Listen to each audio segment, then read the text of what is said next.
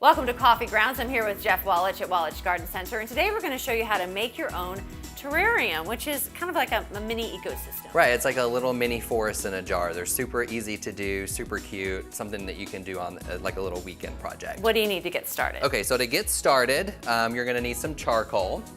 So we got some horticulture charcoal here.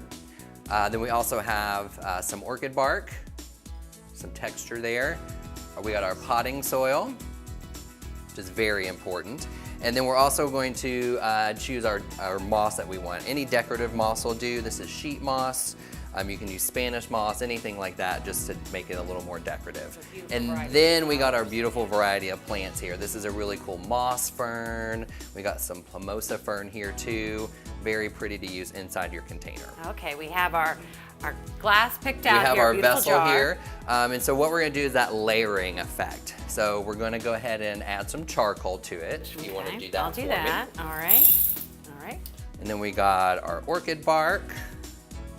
And then we're gonna add our potting soil into here too. And you're not really mixing much of this Not really around, mixing, just kind of the soil. And then you can kind of see those layers as they kind of rise up there, just so you know that you're layering it correctly too.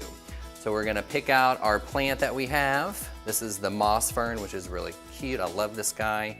We're gonna stick him down in there. And you can do a couple more plants if you want.